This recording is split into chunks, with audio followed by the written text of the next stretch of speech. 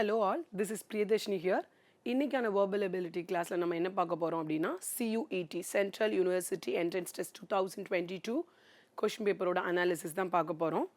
Let's start the class. So first என்ன கேட்டிருக்காங்க அப்படின்னா reading comprehension. Reading comprehension already நிறைய கொஸ்டின் பேப்பரில் கேட்டிருக்காங்க. வெர்பல் எபிலிட்டியில் நமக்கு இதற்கான கிளாஸ் இருந்திருக்கு. அதில் எல்லாமே நிறைய டிப்ஸ் அண்ட் ட்ரிக்ஸ் சொல்லியிருக்கோம். ஸோ இந்த ஃபார்மேட்டில் தான் ரீடிங் காம்ப்ரிஹென்ஷன் இருந்தது. இதை நான் என்ன பண்ணியிருக்கேன் அப்படின்னா எனக்கு ஏற்ற மாதிரி 5 லைன்ஸ் இல்லை 4 லைன்ஸாக நான் இந்த மாதிரி ஸ்ப்ளிட் பண்ணி பேராகிராஃபாக வச்சுருக்கேன். ஏன் இந்த மாதிரி வச்சுருக்கேன் அப்படின்னா ஃபஸ்ட் லைனையும் லாஸ்ட் லைனையும் ரீட் பண்ணி அந்த பேராகிராஃப் எதை பற்றி சொல்லுது அப்படின்ற ஒரு ஐடியா நமக்கு கிடச்சிரும். ஸோ நம்ம கொஸ்டின் போயிட்டு கொஸ்டின் இப்போ எதை பற்றி இருக்கோ அது எந்த பேராகிராஃப் இருக்கோ அதில் போய் நம்ம பார்த்துக்கலாம். இது எதுக்கு ஹெல்ப் பண்ணணும்னா ஒரு டைம் சேவராக இருக்கும். ஏன் டைம் சேவ் பண்ணணும் அப்படின்னா உங்களுக்கு நிறைய சப்ஜெக்ட்ஸ் இருக்கும், நிறைய கொஸ்டின் இருக்கும். நீங்கள் டைம் சேவ் பண்ணால் தான் எல்லாத்தையுமே அக்யூரேட்டாக கரெக்டாக பண்ண முடியும். ஸோ இந்த மெத்தட் எப்பொழுதுமே ஃபாலோ பண்ணுங்கள். ஸோ நான் என்ன பண்ணியிருக்கேன் இது அப்படின்னா 3 பேராகிராஃப் 5 லைன்ஸாக பிரித்து வச்சுருக்கேன். ஃபஸ்ட் லைனையும் லாஸ்ட் லைனையும் ரீட் பண்ணி இது எதை பற்றி சொல்லுது அப்படின்றத பார்த்துடலாம். There is a lovely story of a tree and a little boy who used to play in its shade. They had become friends one day. ஒரு ட்ரீ இருக்குது, அதோட ஷேட் அதோட நிழலில் ஒரு பையன் ஒரு குட்டி பையன் டெய்லி வந்து விளையாடுறான். ஆனால் அவங்க 2 பேரும் ஃப்ரெண்ட் ஆகிட்டாங்க. இதுதான் ஃபர்ஸ்ட் சொல்லுது. லாஸ்ட் லைனில் என்ன சொல்லுது அப்படின்னா one day he sat under the tree with an anxious look on his face. அதுக்கப்புறம் அந்த பையன் வளர்ந்ததுக்கப்புறம் ஒரு நாள் அவன் வந்து அப்படியே ஒரு ஆன்ஷியஸ் ஃபேஸ்னு ஒரு மாதிரி சோகமாக ரொம்ப டல்லாக வந்து உட்காரான். அப்போ அந்த ட்ரீ கேட்குது என்னாச்சு, ஏன் இப்படி சோகமாக இருக்குது அப்படின்னு கேட்குது. ஸோ இதுதான் ஃபர்ஸ்ட் பேரா சொல்லுது. செகண்ட் பேரா ஃபர்ஸ்ட் லைன் பாருங்கள். What is the matter? Asked the tree. I'm going to marry and I want a house to live in, said the young man. Cut down my branches and build your house. அந்த பையன் வளர்ந்துட்டான், இப்போ அவன் young man ஆகிட்டான். So அந்த பையன் சொல்கிறான், ஏன் நான் டல்லாக இருந்தேன் அப்படின்னா எனக்கு கல்யாணம் பண்ணணும், பட் எனக்கு வந்து வீடே இல்லை, நான் என்ன பண்ணட்டும் அப்படின்னு வந்து இருக்கான். ஸோ அந்த ட்ரீ சொல்லுது என்னோட கிளைகள் எல்லாத்தையும் வெட்டி நீ வீடாக்கிக்க அப்படின்னு சொல்லுது. லாஸ்ட் லைன் என்ன சொல்லுது அப்படின்னா வாட் இஸ் த மேட்டர் ஆஸ் the tree my captain is a cruel fellow I want a ship of my own said the sailor one day. இது மூலமா என்ன தெரிஞ்சுட்டானா அவன் ஏதோ ஒரு ஷிப்ல வேலை பார்க்குறான், செயிலராக இருக்கான். செயிலர்னா என்ன, the one who sails the boat is called sailor. So அவன் செயிலராக இருக்கான். அவன் சொல்கிறான் என்னோட கேப்டன் வந்து ரொம்ப குரூவல், ரொம்ப ஒரு முரட்டுத்தனமான ஆளாக இருக்காரு. ஸோ என்னால் அவர் கீழே ஒர்க் பண்ண முடியல, எனக்கு வந்து ஷிப் வந்து எனக்குன்னு ஒரு கப்பல் வந்து ஓனாக வேணும் அப்படின்னு கேட்டிருக்கான். இதுதான் செகண்ட் பேரால் சொல்லு. தேர்ட் பேரா பாருங்க. cut down my trunk and build a ship. The sailor lost his ship and returned home as a helpless old woman. So அந்த ட்ரீ அதுக்கும் என்ன சொல்கிறேன், என்னோட ட்ரங்க் அதாவது தண்டு இருக்கும்ல, கிளை இருக்கும், தண்டு வேர், அதுக்கப்புறம் தண்டு இருக்கலாம், அந்த தண்டெல்லாம் வெட்டி நீ ஷிப் பண்ணிக்கோ, நீ கப்பல் பண்ணிக்கோ அப்படின்னு அந்த ட்ரீ வந்து அந்த ட்ரங்க்கையும் கொடுத்துருது. அதுக்கப்புறம் என்ன ஆகுதுன்னா அவன் அதையும் தொலைச்சிட்டு வீட்டுக்கு வந்து ஒரு ஓல்டு மேன் ஆகி வர்றான். With trembling with cold make a fire of me and warm yourself set the stump of the tree. The stump of the unselfish tree burn in fire softly humming a tune. எல்லாத்தையுமே அது கொடுத்துருச்சு. அதுக்கப்புறம் ஸ்டம்ப்னா தண்டும் போயிட்டுனா அந்த இப்படி இருக்குல்ல tree எல்லாம், வெட்டின tree எல்லாம் அந்த இப்படி இருக்குல்ல, வேர் ப்ளஸ் அந்த மேலே இருக்க part that is call stump. அந்த அவன் வந்து ஷிப்பையும் தொலைச்சிட்டான். அதுக்கப்புறம் அவனுக்கு ரொம்ப வயசாயிடுச்சு, அவன் ரொம்ப ட்ரம்பிளிங்னா ரொம்ப நடுங்குறான் குளிரில். ஸோ அந்த ட்ரீ என்ன சொல்லி என் ஸ்டம்பையும் கொளுத்தி தீயாயிரும், ஸோ நீ அதில் வந்து தீயில வந்து குளிர் காஞ்சிக்கோ அப்படின்னு சொல்லி அதையும் கொடுத்துருது. So this is the story. இது நான் எதுவுமே டெப்த்தாக எதுவுமே ரீட் பண்ணல. I'm just reading first line and last line. அந்த பேராகிராஃப் எதை பற்றி பேசியிருக்குன்ற ஒரு பேசிக்கான அறிவு நமக்கு கிடச்சிருக்கும். இப்போ நம்ம கொஸ்டின்ஸ்குள்ளே போகலாம். Match the list 1 with list 2. The boy was crying. First பேரால் சொல்லியிருந்தாங்க அந்த பையன் அழுதான். எதுக்காக அழுதான் பார்த்துடலாம். The boy was crying, he was hungry. So option is because he was hungry. அதுதான் சரியான பதிலாக இருக்கும்.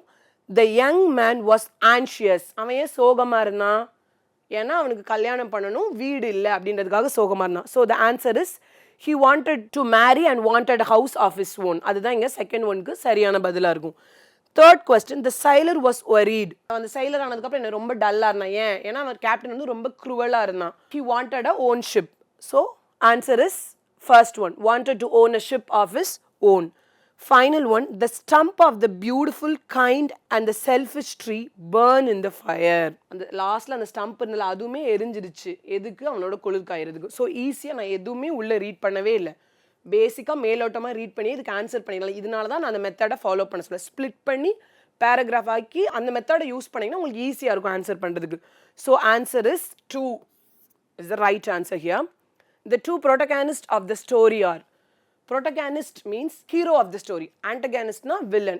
Protagonist யார், இதில் 2 பேர், அந்த ட்ரீயும் அந்த பையனும். அவங்க யாரு எதை பற்றி அப்படின்னு கேட்டிருக்காங்க. ஆப்ஷன்ஸ் பார்த்துடலாம்.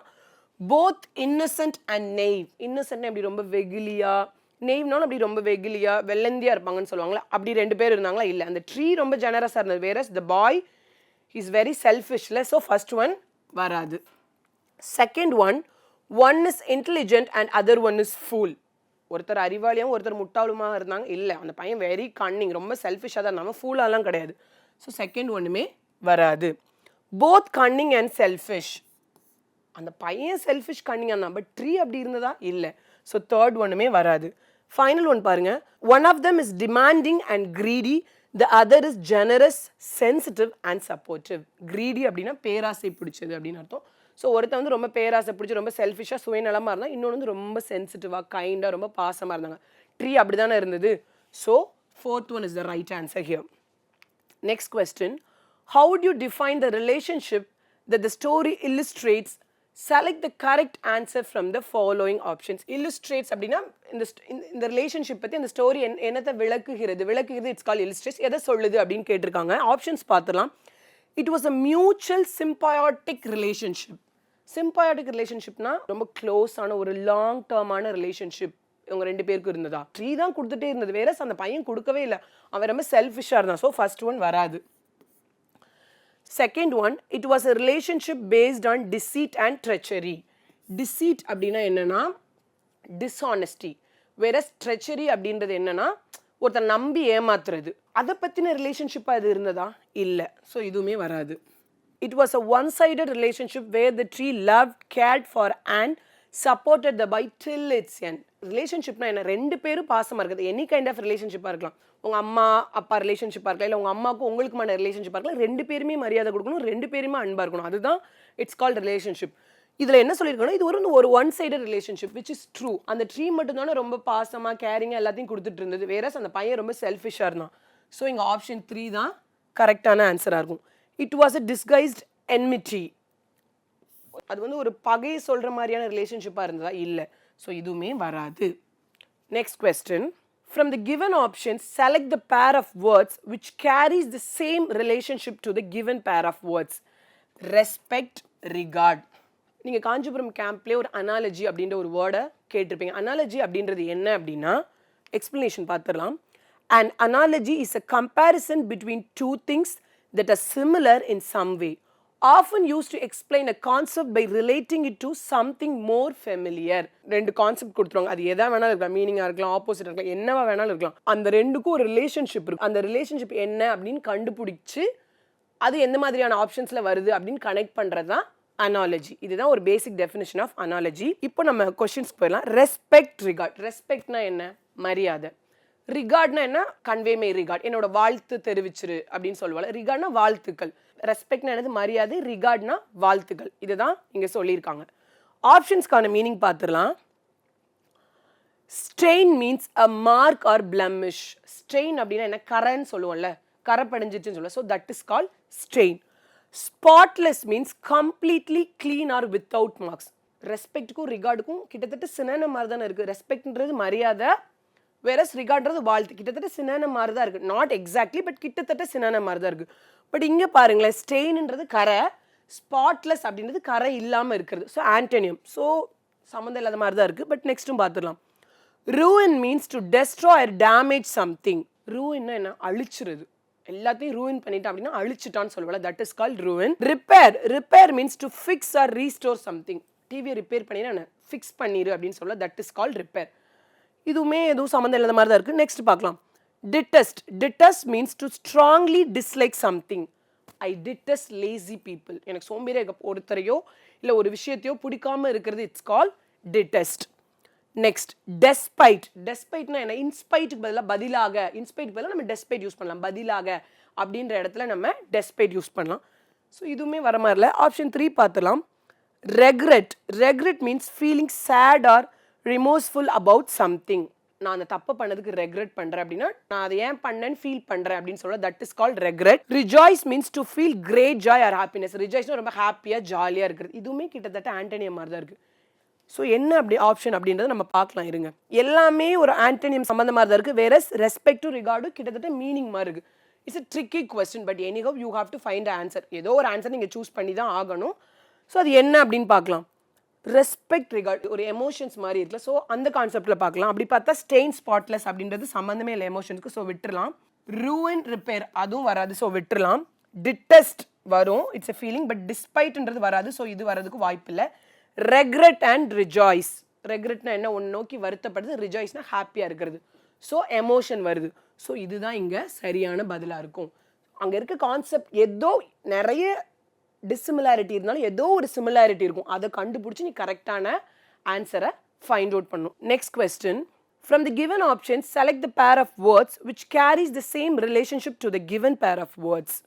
சேம் அனாலஜி தான் கொடுத்துருக்காங்க. என்ன ரெண்டு வேர்டுக்கு என்ன கான்செப்ட் இருக்குது அப்படின்னு கண்டுபிடிக்கிறது தான் நம்ம வேலை. அப்படி கண்டுபிடிச்சி அது ஆப்ஷன்ஸில் எது சரியாக இருக்குது அப்படின்றத ஃபிட் பண்ணிடலாம். Dull, bright. டல்னா என்ன, இருட்டாக இருக்கிறது, இட்ஸ் கால் டல். வேறஸ் பிரைட்னா வெளிச்சமாக இருக்கிறது. ஸோ பார்த்தோன்னே தெரியுது ஆன்டனம் அப்படின்னு. பட் நம்ம ஆப்ஷன்ஸையும் பார்த்துடலாம். forsake means to abandon or give up. forsake அப்படின்னா கிவ் அப் பண்ணிடுது, விட்டுறது. I have decided to forsake my bad habits. நான் வந்து என் பேட் ஹேபிட்டை விடுறதுக்கு பிளான் பண்ணிட்டேன் அப்படின்னு சொல்லி நான் வந்து உறுதி எடுத்துட்டேன் அப்படின்னு சொல்லுவேன். So forsake means give up பண்ணிடுது. whereas discard means to throw away or rejected. She has decided to discard her unnecessary things. அவ தேவையில்லாத பொருளெல்லாம் அவ டிஸ்கார்ட் பண்ணிட்டானா, வெளியில தூக்கி போட்டுட்டா, throw away, it's called discard. lean, அவ ரொம்ப ஒல்லியா இருக்கான்னு சொல்லுவோம். லீன் அப்படின்னா ரொம்ப ஒல்லியா இருக்கிறது, ஸ்லெண்டரும் ரொம்ப ஒல்லியா இருக்கிறது. ஸோ இது ரெண்டுமே மீனிங்காக தான் இருக்குது, ஆன்டனமா இல்லை. Fragile means easily broken. Delicate means sensitive or fragile. Fragile என்ன, ரொம்ப அப்படி மெல்லிசா உடையக்கூடியதாக இருக்குது. த கிளாஸ் இஸ் ஃப்ரஜைல் அப்படின்னா அது ரொம்ப அப்படியே உடையக்கூடியதில் இருக்குது, ரொம்ப மென்மையாக மெல்லிஸாக இருக்குன்னு சொல்ல, அதுதான் ஃப்ரஜைல். டெலிகேட்டும் அதே தான். ஸோ இதுவுமே மீனிங்காக தான் இருக்குது, ஸோ இதுவும் வராது. ஃபோர்த் ஒன் பாங்க, harmony means agreement, peace or balance. Harmony அப்படின்னா peace. Good friends bring peace into our life. Good friends bring harmony into our லைஃப்னா பீஸ், அமைதி, that is called harmony. Discord means conflict, disagreement or chaos. டிஸ்கார்ட்னா ஒரு முரண், that is called discord. There is a discord in their family அப்படின்னா ஒரு முரண் இருக்குது அவங்க ஃபேமிலிக்குள்ள அப்படின்னு சொல்ல, that is called discord here. So அப்படி பார்த்தா இங்கே எது சரியான ஆன்சராக இருக்குன்னா ஹார்மனி அண்ட் டிஸ்கார்ட், இதுதான் இங்கே ஆன்டனமாக இருக்கும். இது எல்லாமே சினோனிமாக தான் இருக்குது. So fourth one is the right answer here. Next question, from the given options select the pair of words which carries the same relationship to the given pair of words. Again it's analogy question. happiness, misery. happiness அப்படின்னா என்ன, ரொம்ப ஹாப்பியாக சந்தோஷமாக இருக்கிறது கால் happiness. மிசரினா என்ன, ரொம்ப சேடாக க்ரீஃபாக சோகமாக இருக்குது, இட்ஸ் கால் மிசரி. ஸோ இது என்ன ரிலேஷன்ஷிப், ஆன்டனம். ஆப்ஷன்ஸும் நம்ம பார்த்துடலாம். violent means aggressive or forceful. wild means uncontrolled or untamed. வயலண்ட்டாக பிஹேவ் பண்ணாது அப்படின்னு சொல்லலாம். அப்படின்னா அக்ரெசிவாக பிஹேவ் பண்ணாது, சாஃப்டாக இருன்னு சொல்லுவோம். வயலண்ட்டாக டோன்ட் பி வயலண்ட் அப்படின்னா ரொம்ப அக்ரெசிவாக இருக்காது, சாஃப்டாக இரு அப்படின்னு சொல்லுவல்ல. So that is called violent. வைல்ட்னாலும் அதே தான், வைல்டாக இருக்காது அப்படின்னு சொல்லுவோம், ரொம்ப மொரடனாக இருக்காது அப்படின்னு சொல்லல, that is called wild. Construct means to build or create. பில்டிங்கை கன்ஸ்ட்ரக்ட் பண்ணு அப்படின்னா என்ன, உருவாக்குறது, பில்ட் பண்ணுறது, கட்டுறது, இட்ஸ் கால் கன்ஸ்ட்ரக்ட். டிஸ்மேண்டில் அப்படின்னா என்னது, அழிச்சிறது. அந்த பைக்கோட பார்ட்லாம் டிஸ்மேண்டில் பண்ணி போட்டோன்னா கழட்டி போட்டுரு, அழிச்சு போட்டுரு அப்படின்னு சொல்ல, that is call dismantle. So இது இங்கே ஆன்டனமாக இருக்குது. வேறு ஆப்ஷன்ஸும் பார்த்துடலாம். Deception means misleading someone. டிசப்ஷன்னா ஒரு உண்மையை மறைச்சு ஒருத்தரை மிஸ்லீட் பண்ணுறது, இட்ஸ் கால் டிசப்ஷன். ஃப்ராட், பொய் சொல்கிறது, இட்ஸ் கால் ஃப்ராட். ஸோ இதுவுமே மீனிங்காக தான் இருக்குது, ஸோ இதுவும் வராது. லாஸ்ட் ஒன் பாருங்கள், tranquility means peace and calmness. Quietness means the state of being quiet. ட்ராங்குவிலிட்டினாலும் அப்படியே அமைதியாக இருக்குது, பீஸாக காமாக இருக்கிறது. குவைட்னஸ்னாலும் குவைட்டாக இருக்கிறது. ஸோ இதுவும் மீனிங்கில் தான் வரும். அப்படி பார்த்தா இங்கே எது ஆன்டனிமில் வருதுன்னா construct and dismantle. Option 2 is the right answer here. Next question, from the given options select the pair of words which carries the same relationship to the given pair of words. Again analogy here. And words பாருங்க, resolute and determined. இது ரெண்டுக்குமான meaning உங்களுக்கு தெரியணும், அப்போ தான் இது என்னது அப்படின்னு உங்களால் கண்டுபிடிக்க முடியும். பார்த்துடலாம். resolute means firm and unwavering in decision making. resolute-னா ஸ்ட்ராங்காக ஃபர்மாக ஒரு டெசிஷன் எடுத்து அதிலே இருக்கிறது, it's call resolute. Determine means having a strong will do accomplish something. அவள் டிட்டர்மைண்டாக அந்த ஒர்க் பண்ணா, அப்படி முழு மூச்சா ஃபர்மாக ஸ்ட்ராங்காக அந்த ஒர்க் பண்ணா அப்படின்னு சொல்லல, that is call determine. So it is synonym. But options பார்த்துடலாம். appease. appease means to calm or pacify. சமாதானப்படுத்துறது it's call appease. she gave candy to appease the baby. அப்படின்னா அந்த குழந்தைக்கு வந்து கேண்டி சாக்லேட் கொடுத்து அந்த குழந்தைய வந்து பேசிஃபை பண்ண அப்படின்னு சொல்லுவோம். ஸோ அப்பீஸ் மீன்ஸ் சமாதானப்படுத்துறது. frighten means scare. frighten பயமா இருக்கிறது it's call frighten. So this is antonym here. So வராது. kinder. kinder means to obstruct or delay. தாமதப்படுத்துறது it's call kinder. the rain will kinder all travel plans. அப்படின்னா மழையால எங்களோட travel பிளான்ஸ்லாம் delay ஆகுது. So delay அப்படின்றது தான் kinder அப்படின்றதுக்கான பொருள். Assist means help. எனக்கு அசிஸ்ட் பண்ணு அப்படின்னு சொல்லலாம். அப்படின்னா எனக்கு ஹெல்ப் பண்ணு அப்படின்னு அர்த்தம். ஸோ இதுவுமே இங்கே மீனிங் மாதிரி தான் இருக்கு. நெக்ஸ்ட் பார்த்துடலாம். Bustle means to be full of energy and movement. The market is so bustle அப்படின்னா அப்படியே பரப்பரன்னு எனர்ஜெட்டிக்காக இருக்கு. காலையில் இப்போ சைதாபேட் மார்க்கெட்டில் போனால் ஒரு மாதிரி பரப்பரன்னு எனர்ஜெட்டிக்காக இருக்கும்ல. ஸோ அந்த மாதிரி எனர்ஜெட்டிக்காக இருந்தால் it's call bustle. motionless means still or without movement. motionlessனா அப்படியே அசையாம அப்படியே நின்றது. she stood motionless. அசையாம மூமெண்ட்டே இல்லாம அப்படியே நின்னுட்டா, ஷாக்ல நின்னுட்டான்னு சொல்ல, that is called motionless. miniature means a smaller version of something. குட்டியா இருக்கல miniature things சொல்ல, குட்டி குட்டி things is called miniature. small நாலும் குட்டி தான். ஸோ இங்கே எது சரியான ஆன்சராக இருக்கும் அப்படின்னா மினியேச்சர் அண்ட் ஸ்மால் தான் இங்கே சரியான ஆன்சர் இருக்கும். ஏன்னா ரெசல்யூட் டிட்டர்மைன் அப்படின்றது சினனம். இங்கே சினனமாக வருது miniature and small. So fourth one is the right answer here. Next question. Rearrange the following sentence. As I told you earlier, rearrange the following சென்டென்ஸ்னால என்ன வரணும் அப்படின்னா சென்டென்ஸ் வந்து சப்ஜெக்ட் பற்றி பேசணும், அதுதான் ஃபர்ஸ்ட் வரும். அதுக்கப்புறம் கோக்ரண்ட்டாக என்னென்ன வரும் அப்படின்னு முடியணும். எதுலேருந்து அது கனெக்ட் ஆகுது அப்படின்றது அடுத்து வரணும். அண்ட் எதில் முடியுது அப்படின்றது லாஸ்ட்டாக வரணும். இந்த மாதிரி லாஜிக்கலாக அரேஞ்ச் பண்ணால் தான் உங்களால் ரீஅரேஞ்ச் த சென்டென்ஸ் பண்ண முடியும். இதை நம்ம பார்த்துடலாம். Rearrange the given group of words to make a meaningful sentence. Option A, a consumer protection drive to educate. Option B, against using fraudulent means. C, the people about their rights and warn traders. D, the administration will soon launch. இப்படி கொடுத்துருக்காங்க. இதில் எது subject பற்றி பேசுது அப்படின்னா option D தான். The administration will soon launch. அட்மினிஸ்ட்ரேஷனா என்ன? அதை அட்மின் பண்ணுறவங்க இட்ஸ் கால் அட்மினிஸ்ட்ரேஷன். அவங்க வந்து சீக்கிரம் ஒன்றை லான்ச் பண்ண போகிறாங்க. எதை லான்ச் பண்ண போகிறாங்க அப்படின்னா a consumer production drive to educate. A consumer production அப்படின்ற ஒன்றை லான்ச் பண்ண போகிறாங்க. எதுக்காக அப்படின்னா to educate the people about the rights and to warn traders. எதுக்காகனா the people about their rights, அவங்களுக்கு அவங்க ரைட்ஸ் பற்றி தெரிகிறதுக்கும் அண்ட் வியாபாரிகளை ஒரு வார்ன் பண்ணுறதுக்கும். அவங்க எந்த மாதிரி வியாபாரிகளை வார்ன் பண்ணுறதுக்கு? ஃப்ராடுலண்ட், சும்மா போய் பேசிட்டு எம்ஆர்பியை மாற்றி கீத்தி விற்கிற அந்த மாதிரி வியாபாரிகளை வார்ன் பண்ணுறதுக்கும் கன்சியூமர் ப்ரொடக்ஷன் டிரைவை அவங்க லான்ச் பண்ணுறாங்க. அட்மினிஸ்ட்ரேஷன் சீக்கிரமாக ஒன்று லான்ச் பண்ண போகிறாங்க. எதை லான்ச் பண்ண போகிறாங்க அப்படின்னா consumer production drive. Consumer product drive அப்படின்றது ஒரு விதிகள் இல்லை விதிமுறைகள் இல்லை ஒரு இனிஷியேட் அந்த மாதிரி எடுத்துக்கலாம். அதை லான்ச் பண்ண போகிறாங்க. எதுக்கு அப்படின்னா பீப்புளுக்கு வந்து அவங்களோட ரைட்ஸ் பற்றி தெரிகிறதுக்கும் அந்த வியாபாரிகள் பொய்யா எம்ஆர்பி ரேட் மாற்றி கீத்தி வைப்பாங்க அந்த மாதிரி வியாபாரிகளை கண்டுபிடிக்கிறதுக்கும் அதை லான்ச் பண்ண போகிறாங்க அப்படின்றது தான் இங்கே சொல்ல வர மீனிங். அப்படி பார்த்தா இங்கே ஆப்ஷன் 1 தான் சரியான பதிலாக இருக்கும். Next question. Rearrange the given group of words to make a meaningful sentence. Option A, no part of this publication may be. B, in any form without the written permission. C, of the publisher of the book. D, reproduced, stored and transmitted. D ல comma இருக்கு. So இது வந்து first ஒன்னா வராது. So D வச்சு ஏதாவது இருக்கா? எதுவுமே இல்லை. ஸோ இங்கே எதுவும் நம்மளால எலிமினேட் பண்ண முடியாது. வேற ஏதாவது பார்க்கலாம். எது சப்ஜெக்ட் பற்றி சொல்லுதுன்னு பார்க்கலாம். இங்கே சப்ஜெக்ட் பற்றி எது சொல்லுது அப்படின்னா no part of this publication may be. இதுதான் இங்கே சப்ஜெக்ட் பற்றி சொல்லுது.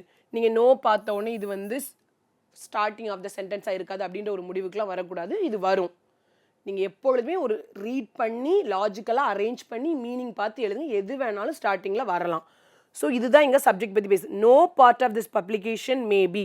இந்த பப்ளிகேஷனோட எந்த பார்ட்டும் அடுத்து என்ன வருதுன்னா ரீப்ரொடியூஸ்டு, திரும்ப தயாரிக்கக்கூடாது. ஆர் டிரான்ஸ்மிட்டட், எந்த ஃபார்ம்லையுமே அதை டிரான்ஸ்ஃபார்ம் பண்ணக்கூடாது. வேர்ட் ஃபார்ம் அந்த மாதிரி எதுலையுமே அதை டிரான்ஸ்ஃபார்ம் பண்ணக்கூடாது. அடுத்து என்ன வருது அப்படின்னா in any form without the written permission. Permission இல்லாமல் அதை பண்ணக்கூடாது. லாஸ்ட் என்ன வருதுன்னா of the publisher of the book. அதாவது இங்கே என்ன சொல்ல வர்றாங்க அப்படின்னா no part of this publication maybe.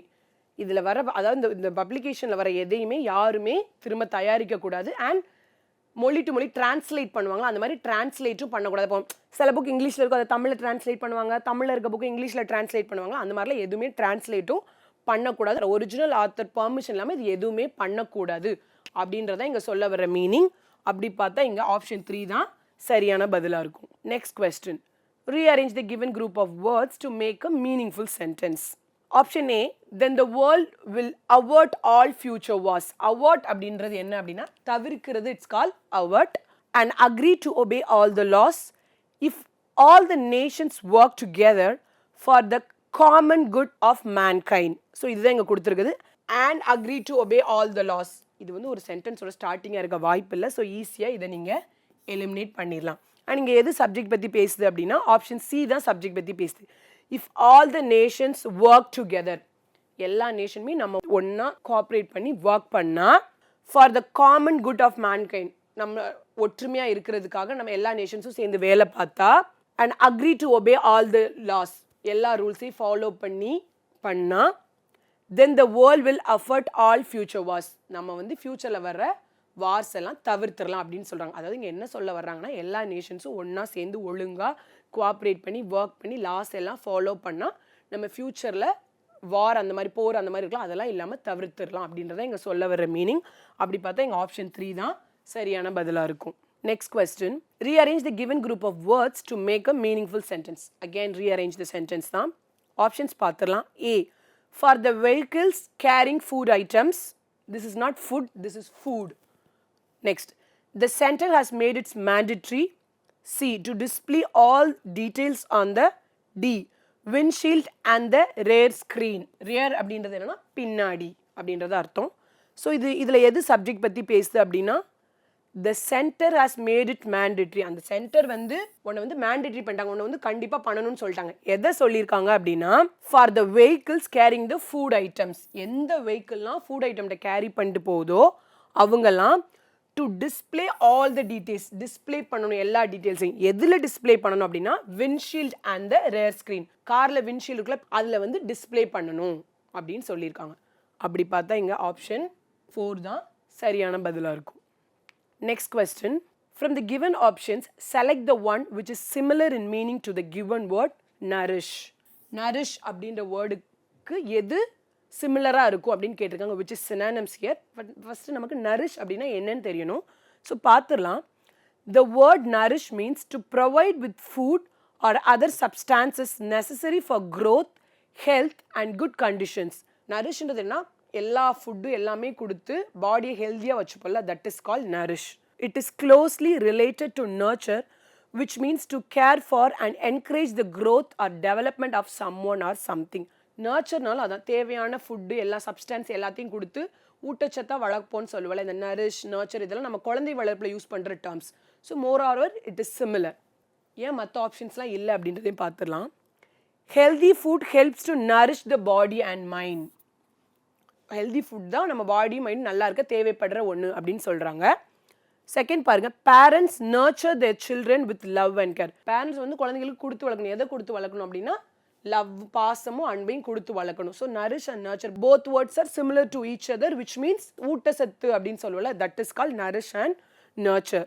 Next, ஏன் மற்ற ஆப்ஷன்ஸ் இல்லைன்னு பார்த்துலாம். Negate means to nullify or cancel out. Cancel பண்ணுறதுன்னு சொல்லுவல, that is call negate. Neglect அப்படின்னா to fail or care for properly. Neglect பண்ணாதான், இதை பண்ணி இந்த ஒர்க்கை நெக்லெக்ட் பண்ணாதான் கேர் ஃப்ரீயாக இருக்குது, அப்படி ரொம்ப கண்டுக்காமல் சீரியஸாக எடுத்துக்காமல் கண்டுக்காமல் விடுறது, it's call neglect. Native means refers to being originally from a particular place.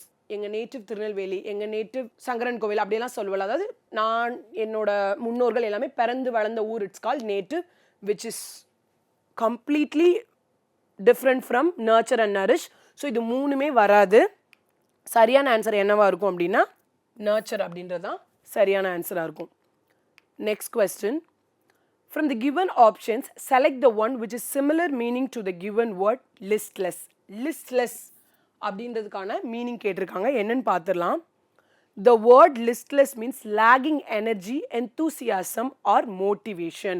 Don't be listless. அப்படியே மோட்டிவே இல்லாமல் சுறுசுறுப்பே இல்லாமல் ஒரு மாதிரி சோகமாக டயர்டாக இருக்காது, that is called listless.